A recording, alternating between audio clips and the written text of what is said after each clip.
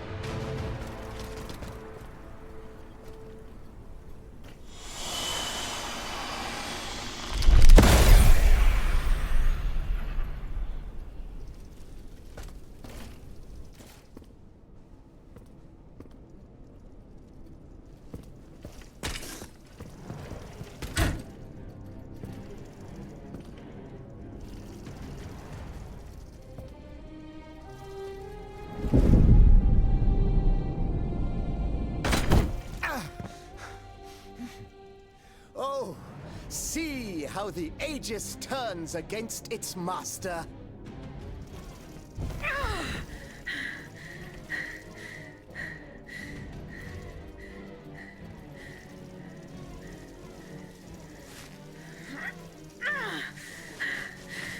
You are not my master, tyrant! You never were! I am quite happy to concede this point, but what about the Count? Have you forgotten that he gave you life and whispered the order that animates you? Look how he runs, the coward! Do you understand what he has in mind? La pauvre enfant, sleeping so sweetly, she won't be dreaming for long now! Croissant! Athenias!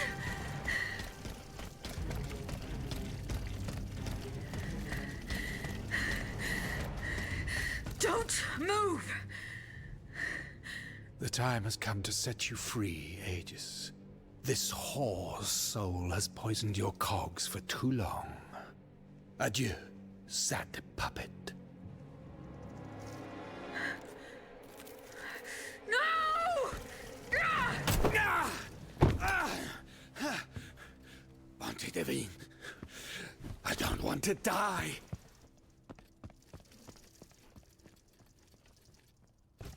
Athenias. The sun is rising, and you have slept for far too long. The beauty of this world longs for you, just as you long for its light. For you are like the flowers that open in the morning. I know you, mon ami. We loved each other. Vous en souvient-il?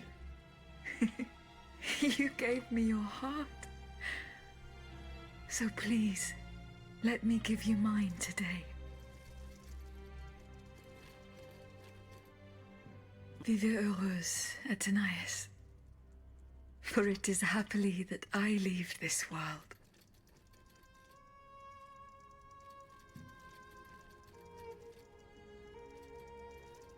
This way, monsieur.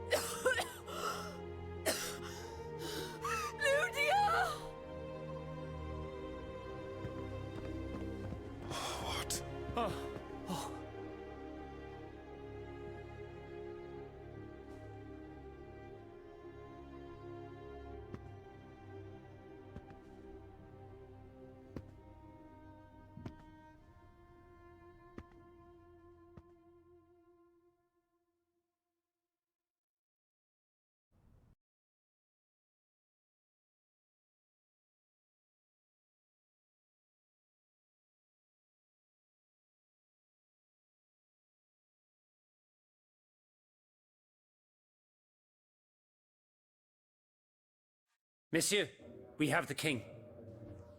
It is now up to us to wield his scepter. In this trying time, crucial decisions must be made without delay. First and foremost, we must take back Paris. And how do we do that, mon Dieu? There are automats everywhere, and they are constantly regenerated by their crimes. My strategy is the only viable solution. Monsieur Laclos' cannonballs filled with vitriol. And where will we find the means to carry out your plan? The city of Versailles is full of ateliers and shops. Moreover, as far as we have been able to see, the king's army has barely been deployed there. And it will not be too risky to look around. Very well. Now, regaining control of Paris depends on our combined efforts. Mais ensuite, once peace has been restored, what of the kingdom? This is indeed a crucial issue. Leaving the nation without a government would expose it to the greatest danger. Worse, it would condemn it to civil war. Eh bien quoi, monsieur? Can you not govern together? Unfortunately, the disagreements that divide our assembly run far too deep. That which we can agree is that we have been given a chance to choose the person who shall succeed the tyrant. I have earned the honor of leading this old nation 100 times over. Allons, you can't be serious. Do you think we're ready to forgive your disloyal plotting so easily? I do not forget what I'm accused of, Monsieur de Robespierre, but you must consider my achievements. We are listening, Monsieur le Marquis. To begin with, I rescued the Dauphin from his father's clutches and ensured the dynasty's stability. The child will reign as Henri V. We will appoint someone with great wisdom to act as regent until he comes of age. But for now, we will let him mourn his poor mother, whom we regret having been unable to save. Requiescat in pace. Fie. The people do not need a crowned puppet. Yes, they do. Now more than ever before. Once the Assembly has adopted a constitution, the people will welcome a sovereign who will protect it. A king and a constitution, like oil and water. Go on, Monsieur le Marquis. Monsieur, I rest my case. That is quite the crown of laurels you've woven for yourself, Monsieur le Marquis. But your proven duplicity makes you forever unworthy of holding power. Then be satisfied, monsieur, for I forswear it. Excellent. Cependant, there is one member of this assembly who remains loyal to both the monarchy and to the nation, and whose reputation has not been tarnished. If he agrees to become regent, I pledge to dedicate myself to his service. What do you say, Monsieur de Mirabeau? Oh, this is unexpected. It would be an honor, of course, but I wasn't prepared for this. Allons, allons. Do you really think anyone will believe that? Very well, Monsieur. Now we must decide. Who among you approves the motion of the Marquis de Lafayette?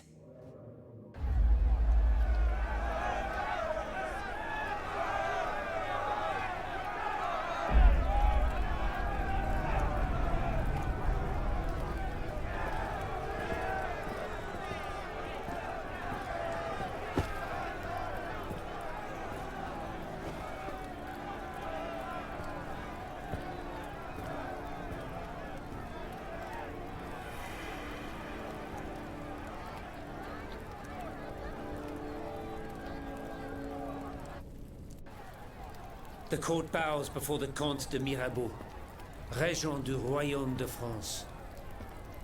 Louis de Bourbon, former King of France. In the name of King Henri, fifth of his name, in light of the innumerable crimes of which you have been found guilty, this extraordinary royal court sentences you to the ultimate atonement. The sentence will be carried out on the hour. In its great mercy, the court will now hear your last words.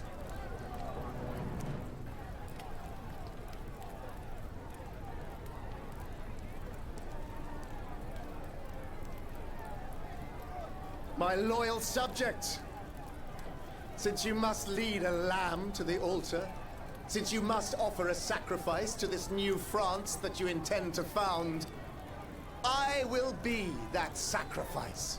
How dreadful this world is, where beauty is doomed to fade and flesh decays. I found no consolation in this world. I vainly thought I was giving our souls the gift of immortality beyond our mortal bodies. The Grim Reaper was my sworn enemy. Influenced by the most awful of men, I believed that the genius of machinery could overcome death itself. Alas, I have lost this fight, and am branded with the mark of murderer. Life, even more than the crown, was heavy for me to bear. I have suffered too long under the thumb of nature, which I despised. As a child, I saw my older brother die. I lost my father in the prime of his life, and then my mother, who was even younger. My beloved daughter did not live a year. As for my son, the first of my heirs, I unknowingly gave him to drink from a poisoned cup. I mourn the death of these poor souls daily. My death will not unite us, of this I am certain. For I, in my misery, have lost the support of my faith. So, executioner, lay me down on this board of etude. I will sleep now. Sleep at last. And not to dream.